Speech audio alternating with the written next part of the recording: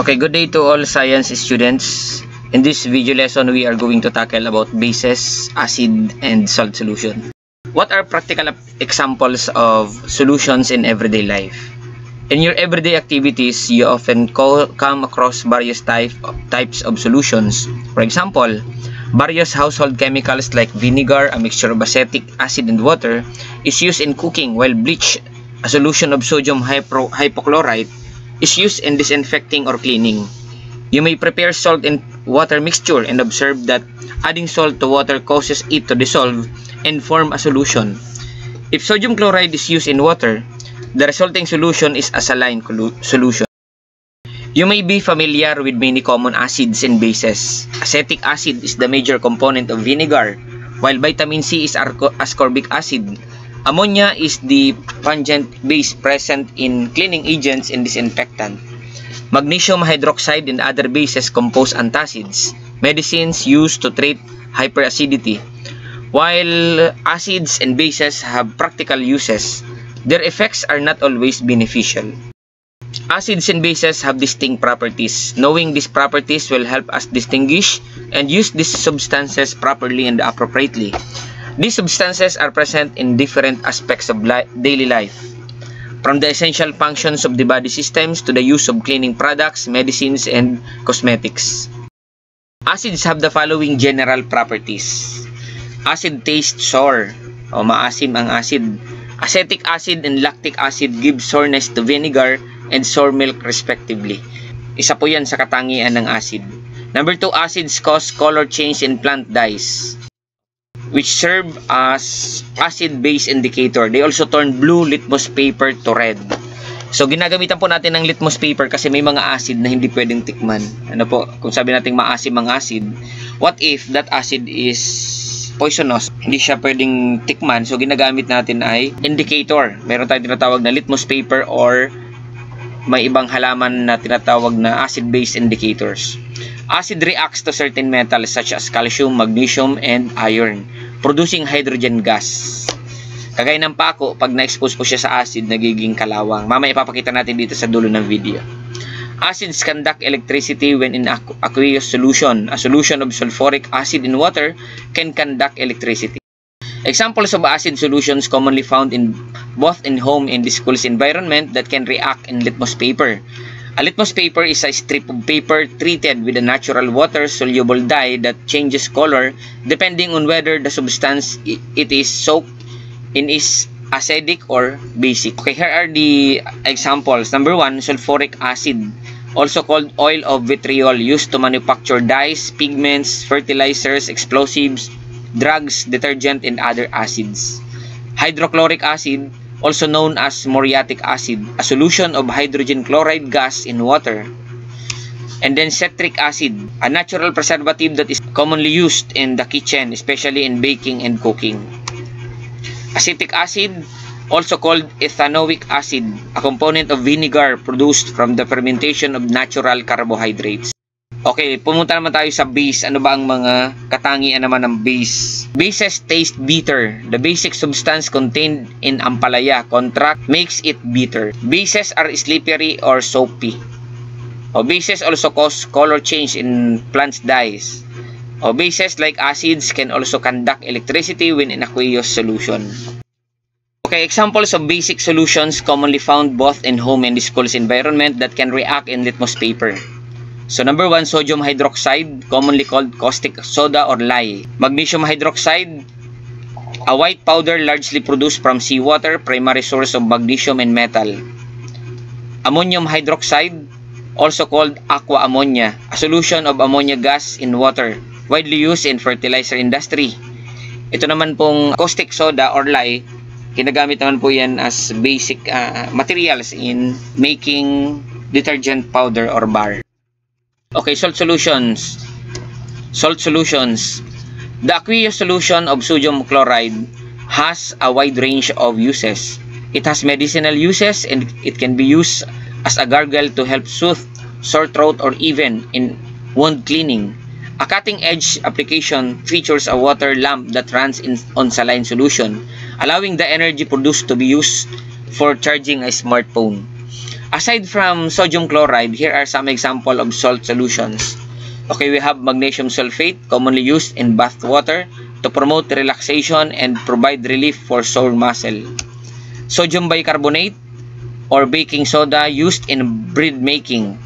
Sodium acetate used in pickling or preserving certain food. Okay, for the activity, we are going to do the number 3. The title is The Power of Chemical Indicator. So at the end of the activity, the learners will be able to identify which among the solutions are acids, base, and salt. Ito yung mga materials, tingnan natin. Gagamit tayo ng litmus paper.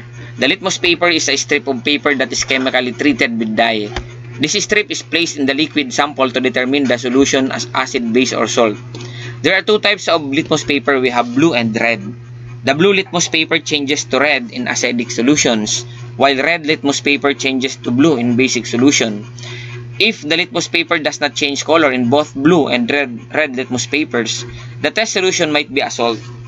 Use the table on the right as guide as you proceed in this activity. So ito po yung pinaka-guide natin. Kapag ang solution ay acidic at nilagay mo ng red litmus paper, hindi po magbabago. Pero kapag basic ang nilagay natin ang red, nagiging siyang blue. At sa blue litmus paper naman po, kapag acidic, nilagay natin, nagiging red. Kapag nilagay natin siya sa blue, walang pagbabago. Wala, magiging blue pa rin. Pero kung neutral, no change in color, no change in... Okay, ito yung mga procedure natin.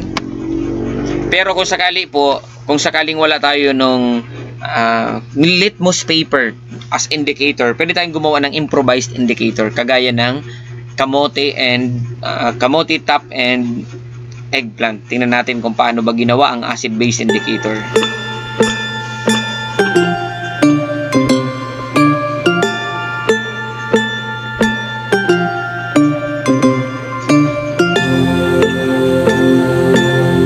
Ayan, pinakuluan po yung kamote.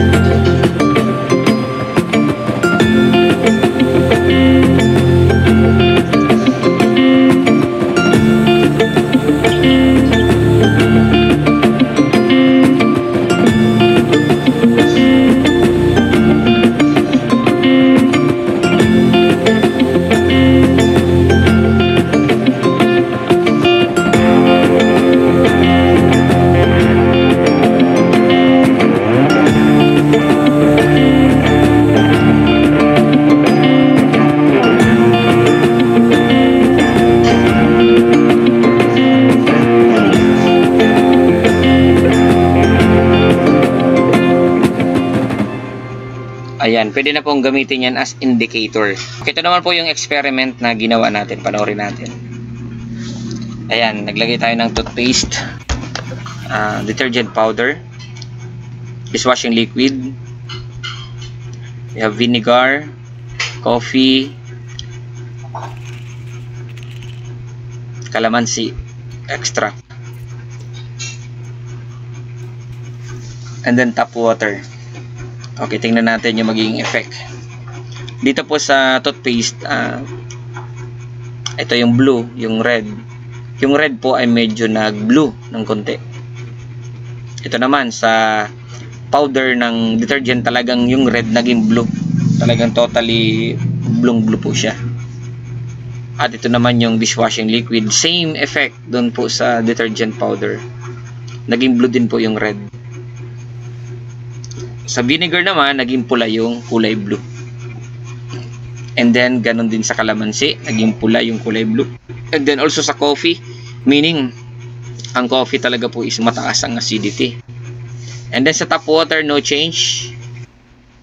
So sa baking soda po yan and baking powder, dahil ang baking is basic material or base, ang mangyayari po niyan, same effect with the powder. Magiging kulay red, kulay blue yung kulay red. Okay, pwede nyo lang sagutan po ito. Ano yung substance and litmus paper color change? Ano nangyayari? Plant extract na ginamit. Kung sakaling wala tayong red litmus paper. And then, pH paper or meter reading. And then, identify kung acid, base, or salt. So, ito pa po, panoorin natin yung effect naman ng acid dito sa metals.